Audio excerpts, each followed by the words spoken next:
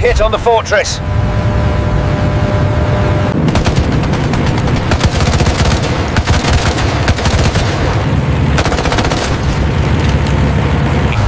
Affirmative. The fire is still burning, Captain. More fighters approaching. We're hit. Number 3 is on fire. Get that extinguisher going now! We're losing altitude fast. Hold still, I've almost got it wrapped. It hurts, Doc. We're going down.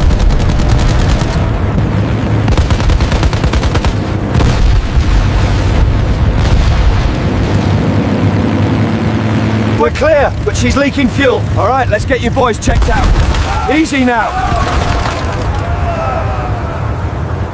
How did one lone B-17 flying fortress face off against 15 deadly Focke-Wulf FW, 190 fighters, until the P-51 Mustangs finally arrived? It was March 6, 1944, in the frigid skies over Nazi-occupied Europe. The United States Army Air Force's 8th Air Force had launched its first daylight bombing raid on Berlin, the heart of the Third Reich. Over 800 heavy bombers, including B-17s from the 3rd Air Division, thundered toward the target, escorted by long-range fighters. But for one crew from the 100th Bombardment Group, known as the Bloody 100th, this mission would become a desperate fight for survival. Their B-17G, serial number 4231909, nicknamed Argal Sal, had taken flak damage early, forcing it to drop out of formation, straggling behind at 25,000 feet. The crippled bomber became easy prey for the Luftwaffe's elite Jagdgeschwader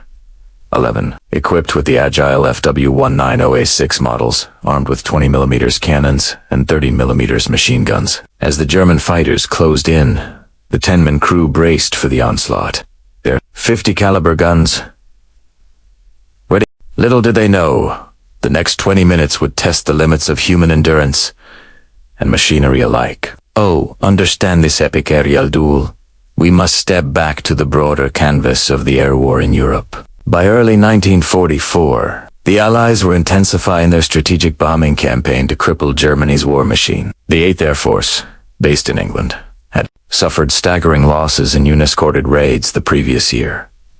Like the infamous Schweinfurt-Regensburg mission on August 17, 1943, where 60 B-17s were shot down. But now, with the introduction of drop tanks, P-51 Mustang fighters could escort bombers all the way to Berlin and back, a game-changer in the skies. The 100th Bombardment Group, stationed at Harthorpe Abbotts in Norfolk, England, was part of the 3rd Air Division, commanded by Colonel Harold W. Hoogland.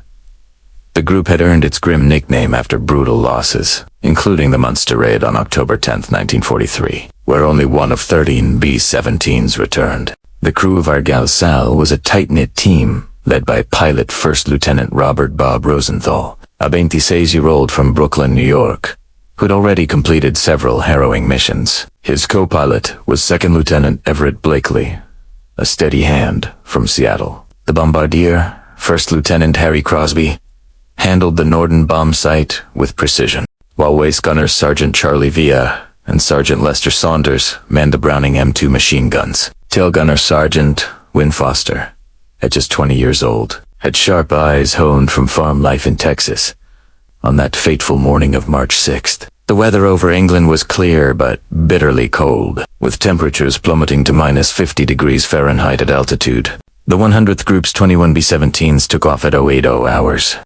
loaded wheat, 2,700 gallons of fuel, and 6 500-pound general-purpose bombs. The strategic situation was dire for the Germans, Adolf Hitler's Luftwaffe, under Reichsmarschall Hermann Göring, was stretched thin, defending against both American daylight raids and British night bombings. Yet, they still fielded formidable fighters like the FW-190, which could reach speeds of 408 miles per hour and climb rapidly to intercept bombers. This mission targeted Berlin's Erkner ball-bearing factories, crucial for German aircraft production. As the bomber streamed across the North Sea and entered enemy territory near the Dutch coast, radar-directed flak batteries opened up. Argal Sal was hit in the No. 2 engine by an 88mm shell fragment, causing oil pressure to drop and forcing Rosenthal to feather the propeller, falling behind the protective box formation. The lone B-17 became a magnet for opportunistic fighters. The crew knew the statistics. Stragglers had less than a 20% survival rate against massed attacks. Fear gripped the men as they scanned the horizon, but sheer determination held them together. What happened next would become legendary in the annals of aerial warfare. By 1100 hours, as the main formation pressed on toward Berlin, Argalsau limped along at 180 miles per hour, trailing black smoke from its damaged engine. The intercom crackled with urgent voices. "Bandits at 3 o'clock high," called out top turret gunner Sergeant Joseph Joe Boyle.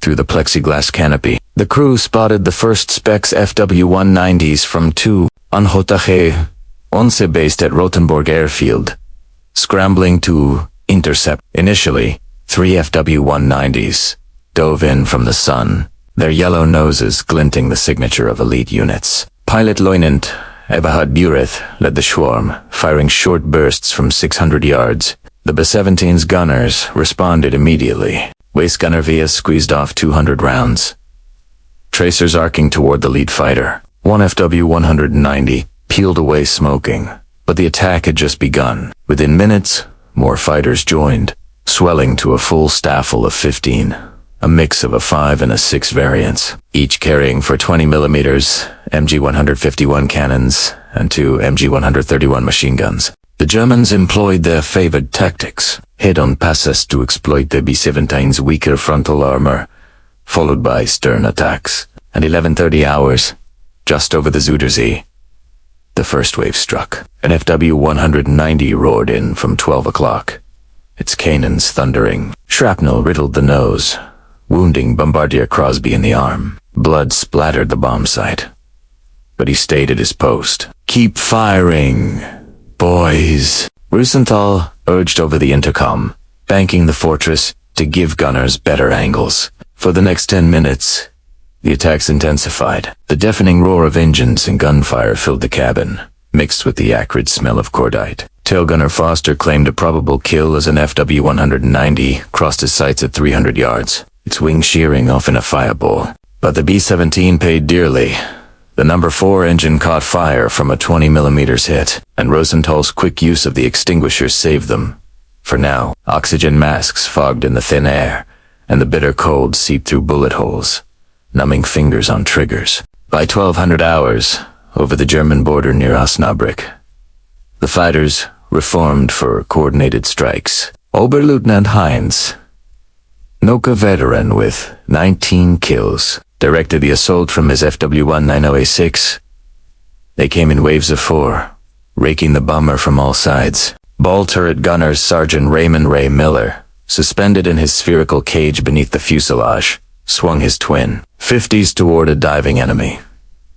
"Got him," he yelled as the fighter exploded 200 yards away. But another cannon shell tore through the waist, severing hydraulic lines and wounding Saunders in the leg. The crew's medic, Sergeant Edmund E.D. Trice, crawled through the narrow fuselage under fire to apply sulfa powder and morphine. Tension mounted as ammunition dwindled. Each gunner started with 500 rounds, but sustained fire ate through belts quickly. The intercom buzzed with reports. 15 of them now, circling like wolves, Boyle said. The Germans, sensing weakness, pressed harder. One FW-190, close to 100 yards on the tail, its propeller nearly visible. Foster's guns jammed momentarily from the cold, but he cleared them just in time, sending a burst that forced the attacker to veer off. The crew felt the weight of isolation. Radio operator Sergeant Winifred Twin Blake tried calling for help on the emergency frequency, but static drowned his pleas amid heavy jamming. Just 50 miles from Berlin, the B-17's altitude dropped to 22,000 feet, making it even more vulnerable. The men gripped their positions, hearts pounding, knowing each pass could be the last. Against impossible odds, their training and camaraderie kept them fighting. At 12:20 hours, the situation turned desperate. The 15 FW-190s, now low on fuel but determined to claim their prize, launched a final all-out assault. Noak Staffel split into 3 groups, one for head-on, one for beam attacks, and one from below. the sky filled with tracer fire and exploding shells. A 20mm round detonated in the radio room, killing Blake instantly and shredding the equipment. Flames licked the fuselage, and Copilot Blakely grabbed a fire extinguisher, battling the blaze amid zero-gravity-like turbulence. Her Galsal shuddered violently as another hit knocked out the #1 engine. With only 2 engines at full power, Rosenthal fought the controls to keep her level. "We're going down if we don't get help." Suited, the ball turret took a direct hit, trapping Miller inside with shattered glass and blood from a shoulder wound. He continued firing one-handed, his cries echoing over the intercom. Fear gripped the surviving crew as the fighters closed for the kill. From the waist, BI saw an FWA 190 line up for a raking pass just 150 yards away. His gun barked, but the enemy returned fire, bullets stitching across the wing and igniting fuel leaks. The B-17 trailed flames, its airframe groaning under stress. Tail gunner Foster, his position riddled with holes, felt warm blood from a thigh wound but kept shooting, downing another fighter in a plume of smoke. By 12:30 hours, ammunition was critically low. Some guns down to 50 rounds. The Germans, smelling victory, tightened their circle. One bold pilot, Feldwebel Otto Kiteldov, from above, his cannons blasting the vertical stabilizer. Chunks of aluminum flew off, and the rudder jammed at 20 degrees. Rosenthal compensated with ailerons, but control was slipping. The cabin filled with smoke, choking the men, their oxygen systems punctured. Everything seemed lost. Crosby, bandaged but defiant, dropped to the navigator's table to plot an emergency course to Sweden. 200 miles away, neutral territory for internment. But with fighters swarming, escape looked impossible. The human cost weighed heavy. 2 dead, 4 wounded, the rest exhausted. In that moment of crisis, the crew's thoughts turned to home, wives, children, the life they might never see again. The deafening cacophony of battle drowned out prayers as the B-17 spiraled downward at 500 feet per minute. Then, at 12:35 hours, against all odds, salvation appeared on the horizon. "Little friends at 9 o'clock, yelled Boyle from the top turret. Streaking in at 400 miles per hour were 6 P-51B Mustangs from the 354th Fighter Group, the Pioneer Mustang Group, based at RAF Boxted, led by Captain Donald Blakesley, a battle-hardened ace with 8 kills. They had been sweeping for stragglers after escorting the main formation. The P-51s, with their Rolls-Royce, Merlin engines, and 4 50 caliber guns, each dove into the fray like avenging angels. Blakesley targeted Noakes FW-190, firing a deflection shot from 400 yards that shredded the German's canopy. Noakes bailed out, his parachute blooming white against the blue sky. The Mustang's superior speed and maneuverability turned the tide instantly. 2 FW-190s fell in quick succession, one to Lieutenant Richard Turner's guns, exploding in midair. Another spiraled down, trailing glycol after a burst from Lieutenant Charles Gum. The German pilots, caught off guard, broke formation. Purath attempted a desperate head-on pass at the B-17, but was chased off by a P-51's tracers. Within 3 minutes, 4 more FW-190s were damaged or destroyed, their pilots ejecting or fleeing south toward airfields. The remaining fighters, fuel gauges nearing empty after 30 minutes of combat, disengaged and dove for home. Rosenthal, seizing the moment, nursed our Galsal back to level flight. The crew cheered weakly over the intercom, adrenaline surging. Blakesley's voice crackled on the radio. "Hang in there, big friend. We'll shepherd you home." The Mustangs formed a protective umbrella, weaving above and beside the wounded bomber. This heroic intervention, born of precise timing and bold decision, exemplified the P-51's role in shifting air superiority to the Allies. The turning point wasn't just machinery, it was the unbreakable spirit of Allied airmen, coordinating in the face of chaos. Limping back across the North Sea, our Gelsal made it to Thorpe Abbotts by 1500 hours, touching down on a single main gear amid sparks and smoke. Ground crews counted over 200 bullet holes and several cannon impacts. Casualties were heavy.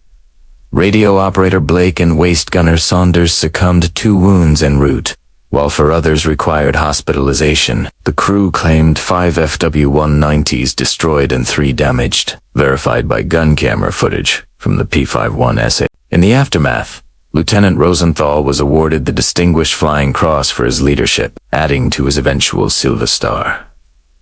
Tail Gunner Foster received the Purple Heart and Air Medal for his kills. The 354th Fighter Group's timely arrival was credited with saving the bomber, highlighting the P-51's extended range up to 2,000 miles with drop tanks. This incident underscored the turning point in the air war.